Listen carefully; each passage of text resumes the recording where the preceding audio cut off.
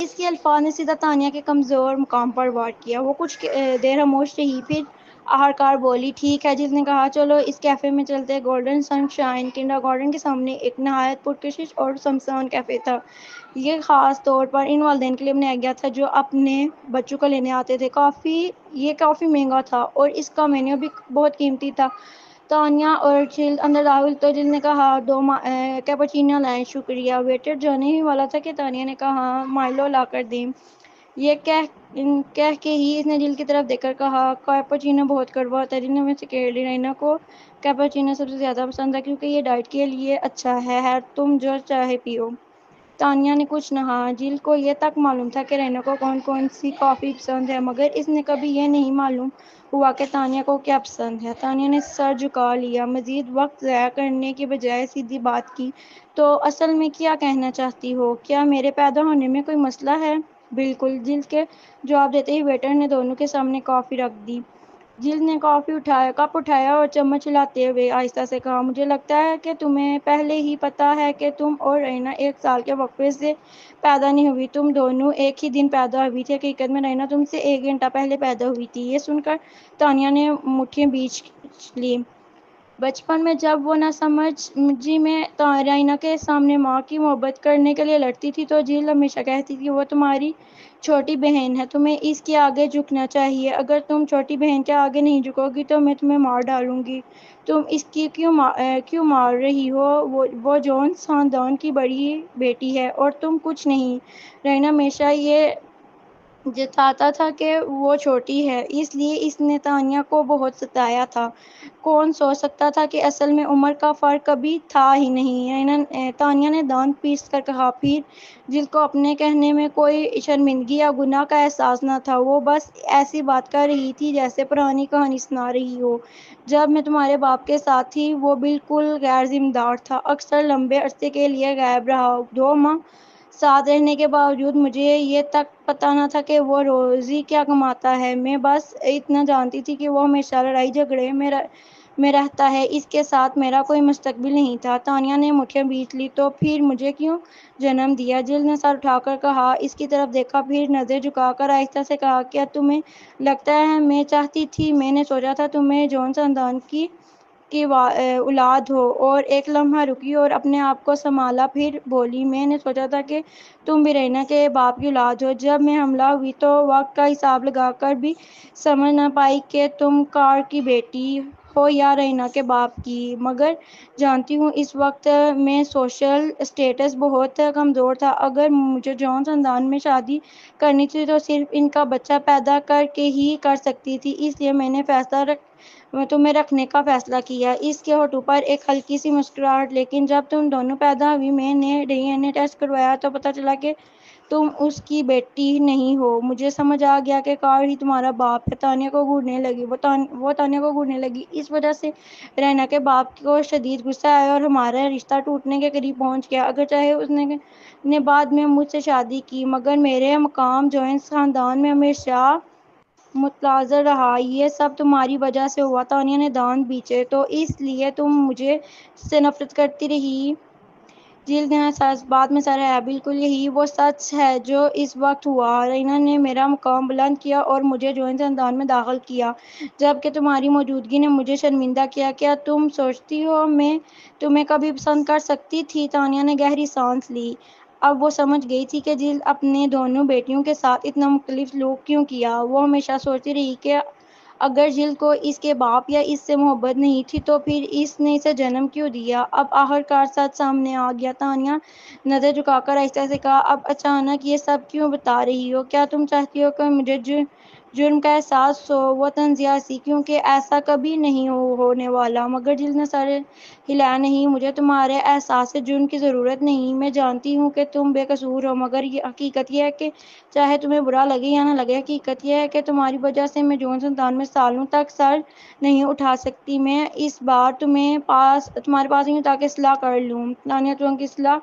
ہاں، میں تمہیں چھوڑ دیتی ہوں اور تم مجھے چھوڑ دو۔ آئندہ ہم الگ الگ رہیں گے، کیسا ہے؟ تانیہ نے اس کے سامنے بیٹھی عورت کو غور سے دیکھا۔ وہ بالکل پرسکون تھی اور اس کی سوچ سے صرف صاف ظاہر تھا کہ اس کے الفاظ نے تانیہ کے دل کو ٹھنڈا کر دیا ہے۔ تانیہ نے کہا، میں ویسے بھی تم سے کوئی تعلق نہیں۔ جل کچھ لمحے خاموش رہی، پھر آہستہ سے بولا، تمہیں پھر بھی ایک وعدہ کرنا ہوگا۔ تانیہ جانتی تھی کہ اب اصل بات آنے والی ہے۔ اب تک جل نے بس جذبات پر کھیلنے کی کوشش کی، اصل مقصد شرط ہی تھا۔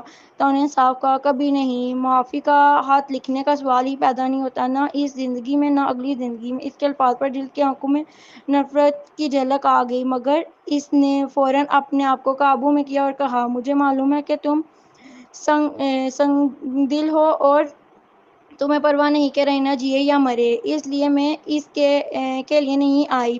تو پھر جل نے سر جھکا لیا، یہ میرے اپنے لیے ہے۔ تانیہ چونکی۔ جل نے کہا، رینا کی وجہ سے اب میرا جوہن خاندان میں کوئی مقام باقی نہیں رہا، اس لیے مجھے تم سے صلح کرنی ہے۔ تم کم سے کم جوہن کی منگیتر ہو، اس لیے تم مجھے جوہن خاندان میں محفوظ اور بے فکر رکھ سکتی ہو۔ تانیہ وہ کچھ کہنے ہی والی تھی کہ جل نے فوراً اسے کاٹ دیا، چاہے کچھ بھی ہو، زندگی تمہیں میں نے دی ہے، یہ حقیقت کبھی نہیں بدلے گی۔ میں تمہاری ماں ہوں، تمہاری وجہ سے ہی میں نے جوہن خاندان میں سالوں سکون کا دن نہیں لیا۔ اب جب تم آخرکار معزز بن گئی ہو تو مجھے بھی ذرا سہارا دے دو، ورنہ رینا جیسی بیٹی کے ساتھ تم جوہن خاندان میرے طلاق کی بات کر رہا ہے۔ جب میں نے جوہن خاندان میں شادی کی تو میں نے شادی سے پہلے ایک معاہدے پر دستخط کیے تھے، اس کے مطابق طلاق کی صورت میں مجھے ایک پیسہ بھی نہیں ملے گا۔ اگر زندگی واقعی مشکل ہو گئی ہے تو آخرکار مجھے تمہیں ہی تنگ کیوں نہ کرنا پڑے گا۔ تانیہ کچھ دیر تک وہ واقعی سمجھ نہ سکی کہ کیا جواب دے۔ جل کھڑی ہو گئی اور سخت لہجے میں بولی، مجھے پتہ ہے تم اب کوئی پیار اور سہارا دینے والا ہے، اس لیے تمہیں کسی چیز کا خوف نہیں، مگر میں تمہاری ماں ہوں، یہ رشتہ کبھی نہیں ٹوٹ سکتا، تم مجھے انکار نہیں کر سکتی، ہے نا؟ جل پرسکون الفاظ اس وقت دروازے پر دی گئی دھمکیوں اور وعدوں سے بالکل مختلف تھے۔ وہ ہلکا سا ہنسی، یہ بالکل ویسے ہی ہے جیسے تم نے اس وقت اسمتھ خاندان کے گھر کہا تھا۔ تم چاہتی تھی کہ میں تمہارا جسم مجھے واپس مل جائے، مجھے تمہاری ہڈیاں یا خون نہیں چاہیے، میں صرف چاہتی ہوں کہ تم مجھ سے وصلہ کرو۔ تانیہ نے اسے دیکھا، وہ ذرا سی حیران اور الجھی ہوئی تھی۔ جب تانیہ واپس اسمتھ خاندان کے گھر پہنچی تو جوئل اور فرمین پہلے ہی صوفے پر اس کا انتظار کر رہے تھے۔ جیسے ہی انہوں نے اسے دیکھا، فوراً گھبراہٹ سے پوچھا، کیا بات ہے، کیا اس نے تمہیں پھر دھمکایا؟ نہیں۔ تانیہ صوفے پر بیٹھ گئی اور جل کی باتیں دہرانے لگی۔ اس نے کچھ بھی نہیں چھپایا کیونکہ اسے اندازہ ہو گیا تھا معاملہ اتنا سادہ نہیں جتنا وہ سمجھ رہی تھی۔ یہ سن کر فرمین نے پوچھا، کیا تم اس کی بات ماننے سے انکار کر دیا؟ تانیہ کی طبیعت کے مطابق تو وہ ضرور انکار کر دیتی، وہ کبھی دھمکیوں سے ڈرنے والی نہیں تھی۔ تانیہ نے سر ہلا دیا، ابھی نہیں، میں نے کہا کہ سوچ رہی ہوں، میں چاہتی تھی کہ جوئل سے رائے لوں اور وہ مان گئی۔ فرمین حیران رہ گئی، تم نے اچانک ایسا کیوں کہا؟ تانیہ نے لمحے بھر سوچ کر کہا، مجھے نہیں پتا کہ میں وہم میں ہوں یا حقیقت میں، کچھ غلط ہے۔ فرمین اور جوئل نے اس کی طرف دیکھا۔ فرمین نے فوراً محسوس کیا اور پوچھا، کیا غلط ہے؟ تانیہ صوفے پر بیٹھتے بیٹھتے سارا جاری رکھا، بچپن سے جل ریانہ کو سب سے زیادہ چاہتی تھی۔ مجھے یاد ہے جب ریانہ بیمار تھی تو اس نے رات بھر ہسپتال میں اس کا ساتھ دیا، بعد میں خود بیمار ہونے کے باوجود بھی اس کے پاس رہی۔ اس کا ریانہ کے ساتھ ماں بیٹی کا رشتہ بہت گہرا ہے، اس وقت تو مجھے حسد بھی ہوتا تھا۔ تانیہ نے ماتھے پر بات ڈالے، جب آج وہ اچانک پرسکون لہجے میں مجھ سے یہ سب کہہ رہی تھی تو میں حیران رہ گئی۔ میں نے کبھی نہیں سوچا تھا کہ وہ ریانہ کو چھوڑ دے گی، ایک عورت جو اپنی بیٹی کو اپنی جان سے زیادہ چاہتی تھی 2 دن میں کیسے اس سے دستبردار ہو سکتی؟ اصل میں جل کی باتوں میں ایک ایسا خودغرض شخص کے لیے تو متعین تھی، مگر جب یہ معاملہ جل جیسی حد سے زیادہ جانبدار ماں پر ڈالا گیا تو سب کچھ عجیب لگنے لگا۔ کم سے کم تانیہ کو یقین نہیں آیا۔ جوئل نے بوئیں سکیڑتے ہوئے کہا، شاید اگر تم جل سے صلح کر لو تو رینا جیل میں زیادہ محفوظ رہے گی۔ تانیہ الجھ گئی، شاید، لیکن اسے پھر بھی کچھ غلط لگ رہا تھا۔ فرمین نے اچانک کہا، اس سے وعدہ کرو اور دیکھو آگے کیا کرتی ہے۔ تانیہ جون نے پروین کی طرف دیکھا اور بولا ہاں جیسا پروین کہہ رہی ہے ویسا ہی کرو۔ تانیہ نے سر ہلایا ٹھیک ہے میں اسے فون کر کے جواب دے دیتی ہوں۔ اس نے جون اور پروین کے سامنے ہی فون نکالا اور جل کو کال کر دی۔ دوسری طرف سے فوراً کال اٹھا لی گئی۔ جل کی آواز میں معمولی سا چھپا ہوا تناؤ تھا۔ تم نے سوچ لیا مسٹر اسمتھ سے بات کی؟ پروین نے تانیہ کو اشارہ کیا اور وہ سمجھ گئی۔ تانیہ نے ناپسندگی سے کہا ہم نے بات کر لی، جوئل مان گیا ہے اور اب سے سب کو بتا دینا کہ ہم صلح کر چکے ہیں ٹھیک ہے۔ اسمتھ خاندان نہیں چاہتا کہ تم جیسا مسئلہ پیدا کرنے والا انسان بار بار انہیں تنگ کرے۔ جل نے فوراً حامی بھری ٹھیک ہے بس اتنا ہی فون رکھ دیا۔ فون بند کرنے کے بعد تانیہ نے پروین کی طرف دیکھا اور کندھے اچکا دیے۔ پروین کے ماتھے پر شکنیں پڑ گئیں۔ اصل میں اس نے تانیہ کو اچانک ماننے کا کہنے کی وجہ یہ تھی کہ اسے دوپہر میں ماریسا کی کہی ہوئی بات یاد آ گئی تھی۔ اسے ہر غیر معمولی بات پر توجہ دیتی تھی لیکن جل کیوں صلح کرنے کی کوشش کر رہی تھی؟ پروین نے پرسکون لہجے میں کہا ذرا انتظار کرو، مجھے لگتا ہے کہ وہ دوبارہ فون ضرور کرے گی۔ آدھے گھنٹے بعد جب پروین کو لگا کہ شاید اس کا انتظار غلط ہے، جل کی کال آ گئی۔ پروین فوراً سیدھی ہو کر بیٹھ گئی اور تانیہ کو فون اٹھانے کا اشارہ کیا۔ فون سے جل کی مدھم روتی ہوئی آواز سنائی دی تانیہ تمہارے انکل جارج کو یقین نہیں آیا کہ ہم صلح کر چکے ہیں اس لیے مجھے مارا بھی۔ تانیہ کے تاثرات بالکل نہیں بدلے تو جل نے احتیاط سے کہا تم کیا اس کو سمجھا سکتی ہو؟ تانیہ نے کوئی جواب نہ دیا، بس طنزیہ ہنسی۔ چند لمحوں کی خاموشی کے بعد جل بولی مجھے پتہ ہے تم آنا نہیں چاہتی ٹھیک ہے، میرے پاس دوسرا طریقہ ہے جس سے سب کو دکھا سکوں گی کہ ہم صلح کر چکے ہیں۔ تانیہ کیا طریقہ ہے؟ جل نے کہا یاد ہے تمہارے انکل کا کزن، اس نے اس سال ہی گریجویشن کیا تھا اور نوکری ڈھونڈ رہا ہے، کیا تم اسمتھ کارپوریشن میں اس کے لیے کوئی جگہ نکال سکتی ہو؟ اس طرح سب کو پتہ چل جائے گا کہ ہم صلح کر چکے ہیں، تمہیں کچھ کہنا بھی نہیں پڑے گا۔ یہ اسمتھ خاندان کے لیے چھوٹی سی بات ہے نا؟ اور ہاں اس کے لیے صرف خاص عہدہ دینے کی ضرورت نہیں، بس مین ہیڈ کوارٹر میں رکھ دو، ہیڈ کوارٹر میں کام کرنا ہی کافی ہوگا، لوگ سمجھ جائیں گے کہ میں نے اس کے لیے نوکری کا انتظام کیا۔ پروین یہ درخواست تو حد درجہ عام سی تھی۔ اس نے تانیہ کو اشارہ کیا اور تانیہ نے کہا جوئل مان گیا ہے لیکن امید ہے کہ اب آپ اپنے وعدے پر قائم رہیں گی اور مجھے مزید تنگ نہیں کریں گی۔ جل نے کہا ٹھیک ہے میں اس کا ریزیومے بھیجتی ہوں۔ جب جل نے ریزیومے بھیج دیا تو پروین نے فوراً اس کی کاپی منگوائی اور اس شخص کا پس منظر کھنگالا۔ اسے شک تھا کہ شاید یہ کزن عام نہیں ہے جیسا کہ جل ظاہر کر رہی ہے، لیکن اس نے اندازہ نہیں لگایا تھا کہ تحقیق کے بعد بھی کوئی مسئلہ نہیں ملا۔ وہ الجھ گئی تھی، کیا جل واقعی صرف اپنے کزن کے لیے نوکری مانگ رہی تھی؟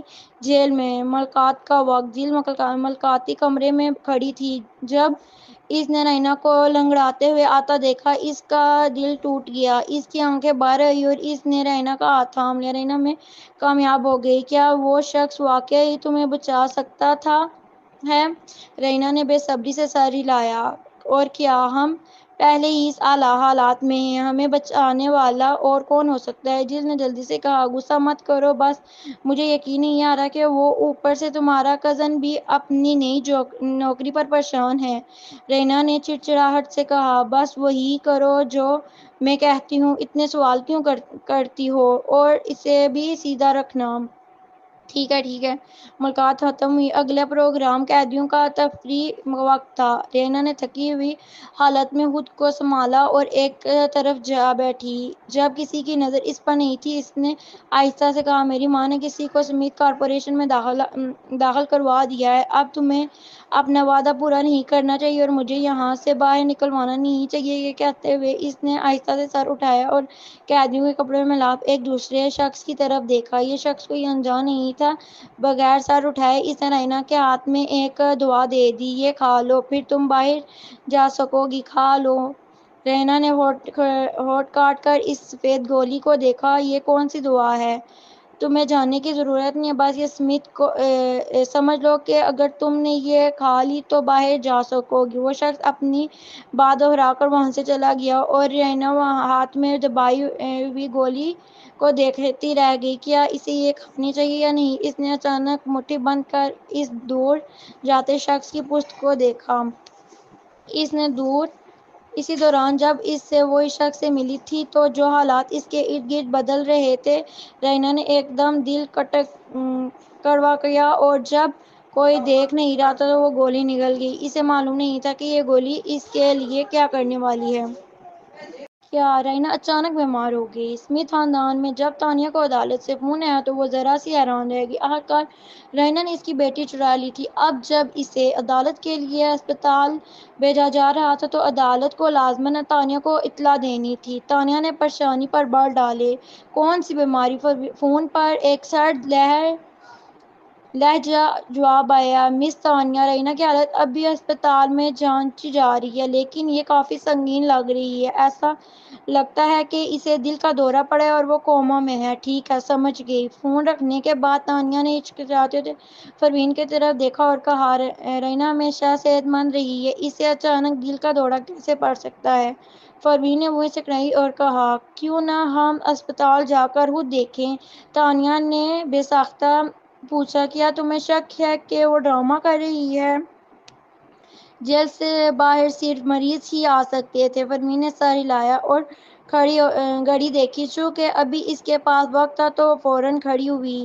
چلو، میں تمہارے ساتھ چلتی ہوں۔ جب رینا ابھی جیل میں تھی تب بھی ڈاکٹر نے اسے دیکھا مگر وہ کچھ نہ کہہ سکا اور اسے شہر کے بہترین ہسپتال بھیج دیا گیا۔ تانیہ گاڑی چلا کر پروین کو ساتھ لے گئی۔ دونوں آہستہ آہستہ اوپر کی منزل کی طرف بڑھنے لگی۔ پروین کے قدم سست تھے، جیسے وہ چل ہی نہیں پا رہی تھی۔ اس کی نظریں نیچی تھیں مگر اس کے باوجود اسے رعب ٹپک رہا تھا۔ تانیہ نے سائیڈ سے دیکھ کر ہونٹ دبائے۔ اسے لگا کہ یہ عورت واقعی ڈرامہ کرنا جانتی ہے۔ وہ صرف نیند میں ڈوبی ہوئی تھی مگر پھر بھی دنیا کی سب سے بڑے پوز مار رہی تھی۔ ارد گرد سب لوگ اسے ہی دیکھ رہے تھے۔ مجبوراً تانیہ نے اس کا ہاتھ پکڑ کر تیز قدموں سے اسے وارڈ کی طرف کھینچا جہاں عدالت کے اہلکاروں نے بتایا تھا۔ جیسے ہی وہ پہنچی انہوں نے دیکھا جلد کمرے کے باہر چکر کاٹتے ہوئے پایا۔ اس نے قدموں سے آواز سنی تو فوراً پلٹی اور تانیہ کو دیکھ کر لپک گئی۔ اس نے تانیہ کی طرف انگلی اٹھا کر ڈانٹنا شروع کر دیا، تم یہاں کیا کرنے آئی ہو؟ کیا یہ کافی نہیں تھا کہ تمہاری وجہ سے میری بیٹی اس حال کو پہنچی؟ اب تم اسے مرتا ہوا بھی دیکھنا چاہتی ہو تاکہ سکون مل جائے؟ تانیہ، اس نے بھویں چڑھائیں۔ اسے لگا کہ 2 دن پہلے والی جلد اور آج والی جلد میں زمین آسمان کا فرق ہے۔ یوں کہوں کہ آج کی جلد وہی ہے جسے وہ بچپن سے جانتی تھی۔ 2 دن پہلے والی پرسکون اور خوفناک لگ رہی تھی۔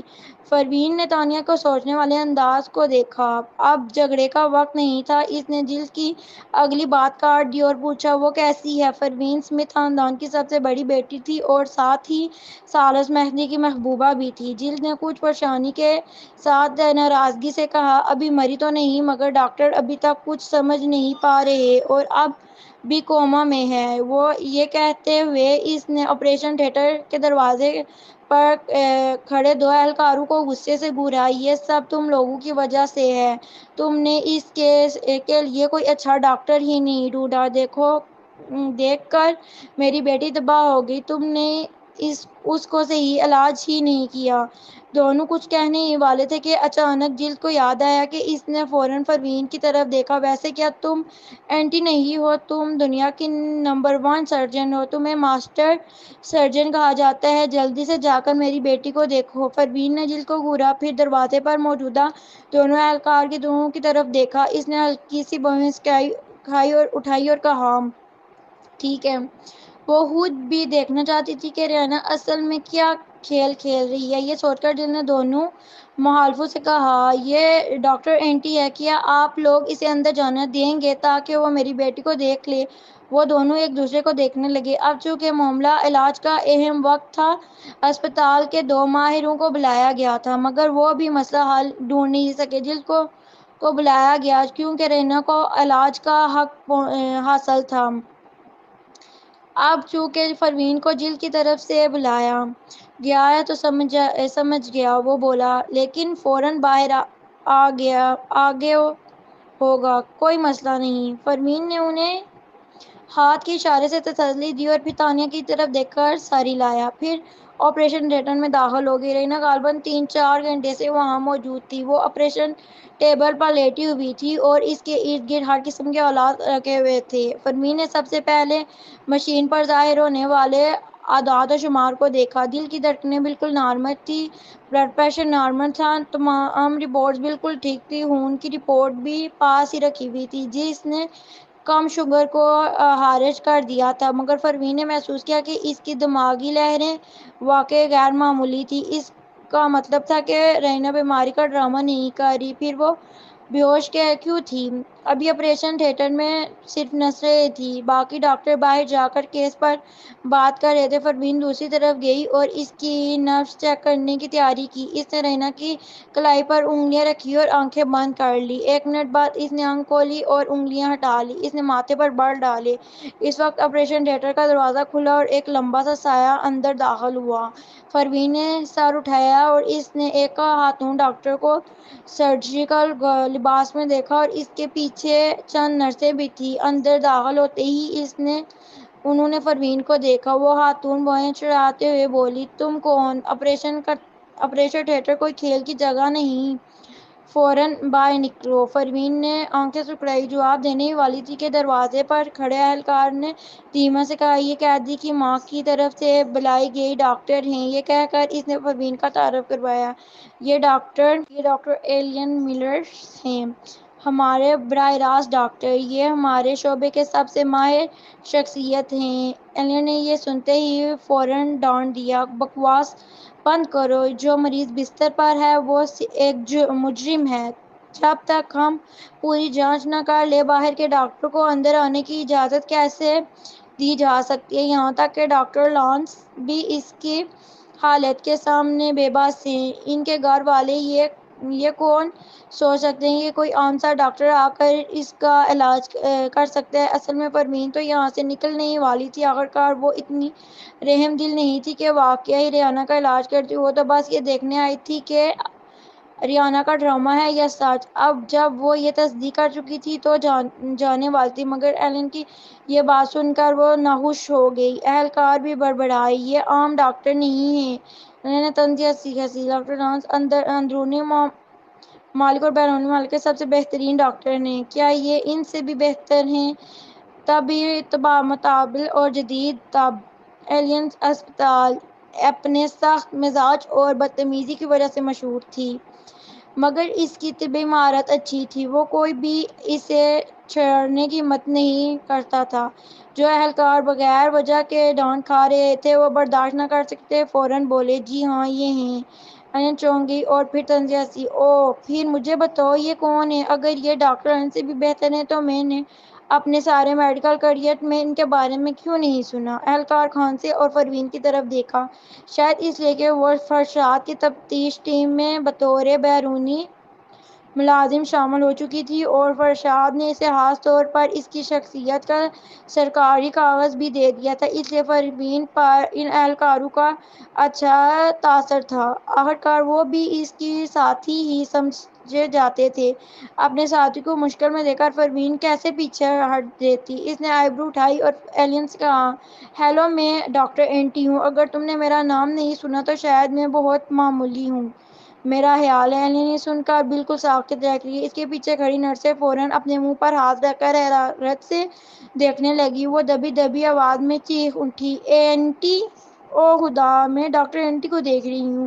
اینٹی دنیا کی سب سے بہترین انٹرنیشنل ڈاکٹر ہے۔ اگر ڈاکٹر لانس ملک کے بہترین ہیں تو اینٹی پوری دنیا کی بہترین ہے۔ اور تو ڈاکٹر لانس بھی آ گئے ہیں اور وہ میرے آئیڈیل ہیں۔ نرسوں کی سرگوشیوں نے ماحول بدل دیا۔ اینٹی کے ملک پر شدید بل پڑ گئے۔ یہ نام سن کر وہ لمحے بھر کے لیے سکتے میں آ گئی۔ اس کے غرور کو دھچکا لگا تھا مگر اس نے جلدی اپنا آپ سنبھال لیا۔ اس نے مزید بات بڑھانے کے لیے بجائے اہلکاروں کو ڈانٹنا شروع کر دیا، چاہے جلد دنیا کے بہترین ڈاکٹر لے کر آئے تمہیں یوں ہی اندر آنے کی اجازت نہیں دینی چاہیے تھی۔ اس نے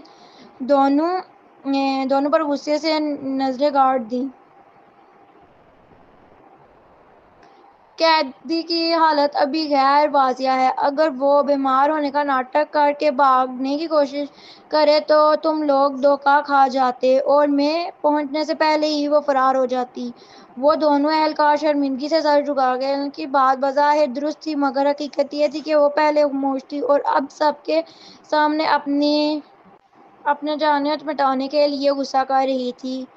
اہلکاروں نے کچھ نہ کہا اور بس سر ہلا دیا۔ جی ہم سے غلطی ہو گئی۔ ایلن نے پروین کی طرف اشارہ کیا اور پھر کہا، اب سب غیر متعلقہ لوگوں کو یہاں سے نکالو، میں مریض کو دیکھنا چاہتی ہوں۔ جی۔ اہلکاروں نے پروین کی طرف دیکھا۔ پروین نے ہلکی سی مسکراہٹ کے ساتھ کندھے اچکائے اور مشکل نہ ڈالی۔ وہ آپریشن تھیٹر سے باہر ہو گئی۔ باہر نکلتے ہی تانیہ آگے بڑھی اور پوچھا، کیا حال ہے اس کا؟ پروین کو رینا کے لفظ یاد آئے اور اس نے آہستہ سے کہا، وہ واقعی بے ہوش ہے مگر اصل وجہ کی جانچ ابھی باقی ہے۔ جب تک یہ ڈرامہ نہیں تھا وہ بھاگنے کا ارادہ نہیں رکھتی تھی۔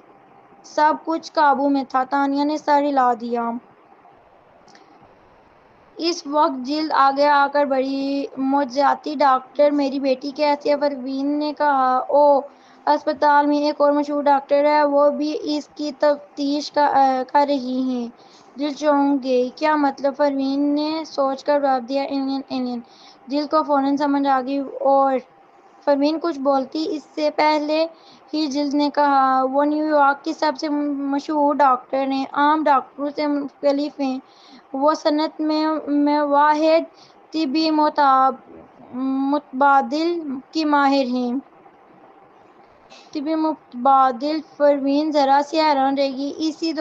اسی دور میں نوجوان ڈاکٹروں کا طبی متبادل میں ماہر ہونا نایاب تھا اور جو واقعی اس کے شعبے میں بہترین تھے وہ زیادہ تر بڑی عمر کے ہوتے تھے۔ طبی متبادل میں دیکھنے، سننے اور نبض پڑھنے پر زور ہوتا تھا۔ مریضوں کے تجربات سے علم بڑھتا ہے۔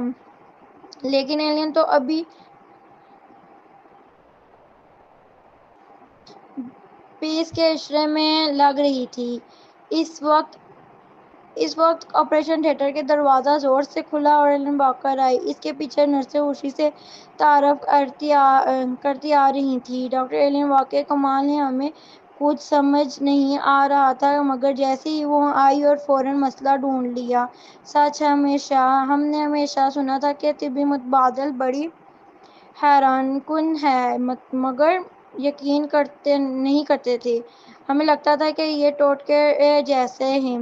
آج تو ہم نے خود اپنی آنکھوں سے دیکھ لیا، یہ واقعی طاقتور ہے۔ جلد فوراً آگے بڑھ کر، ایلن میری بیٹی کیسی ہے؟ ایلن نے کہا، میں نے اس کی نبض دیکھی، وہ واقعی کوما میں ہے، ڈرامہ نہیں کر رہی۔ اصل وجہ خون کے مزید ٹیسٹ سے سامنے آئے گی مگر میرا اندازہ ہو گیا ہے۔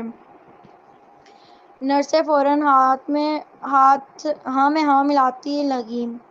پھر ایلن نے اچانک پروین کی طرف دیکھا اور بولی، کبھی کبھی جدید طب واقعی بیکار لگتی ہے۔ اس کی حالت اب اعداد و شمار نارمل ہیں۔ جدید طب کے مطابق وہ بالکل ٹھیک ہے مگر اکثر لوگوں کی تیلی اور معدے کی کمزوری، گردوں کی کمی جیسے مسائل ہوتے ہیں جو اس وقت تک سامنے نہیں آتے جب تک مرض بڑھ نہ جائے۔ جب یہ جدید ٹیسٹ میں ظاہر ہوتے ہیں تو اس کا مطلب بیماری خطرناک ہو گئی ہے۔ یہی وجہ ہے کہ طبی متبادل زیادہ ضروری ہے۔ یہ جسم کو شروع سے ہی سنبھال لیتی ہے۔ جدید طب اس کا مقابلہ نہیں کر سکتی۔ پروین، تانیہ نے اس کے کانوں میں آہستہ سے کہا۔ پروین، مجھے لگ رہا ہے کہ یہ کہہ رہی ہے کہ تم اس سے کمتر ہو۔ پروین، زیادہ کانفیڈنٹ رہو، اپنی حساسیت چھوڑ دو۔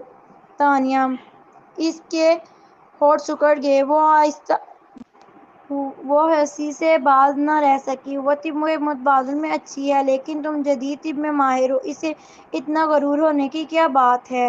پروین نے ہلکی سی ہنسی کی مگر کچھ نہ کہا۔ مگر تانیہ کی آواز اتنی مدھم بھی نہیں تھی کہ ایلینا نے فوراً سن لیا۔ ایلینا نے ماتھے پر بال ڈالے اور سیدھا پروین کے سامنے آ کھڑی ہوئی۔ اینٹی، سچ کبھی اچھا نہیں لگتا مگر مجھے کہنا نہیں ہوگا۔ کیا تم واقعی سمجھ رہی ہو کہ صرف اس لیے کہ تم دنیا کی بہترین سرجن کہلاتی ہو تو تمہیں طبی مہارات سب سے زیادہ ہیں؟ طب متبادل سب سے گہرے علم ہے۔ مزید یہ کہ تمہاری ماں یونیٹ طب متبادل کی دنیا کی سب سے ایک نابل روزگار شخصیت تھی۔ تم نے ان کی مہارت نہیں اپنائی بلکہ بیرونی ممالک جا کر جدید طب سیکھی۔ تمہارا جدید طب کتنا ہی اچھا کیوں نہ ہو، میں پھر بھی تمہیں حقیر سمجھتی ہوں، اس لیے کہ تم نے اپنے آباء و اجداد کے علم کو چھوڑ دیا۔ میرے خیال میں اصلی ماہر تو وہی ہے جو طب متبادلہ کا ماہر ہو۔ تم بس ایک نشیر تھاما ہوا، چاہے کتنا بھی بار کام کر لو۔ یہ صرف مشرق ہے، مہارت نہیں۔ یہ سنتے ہی پروین کی آنکھیں سکڑ گئیں۔ تم بس نشیر تھامنا جانتی ہو۔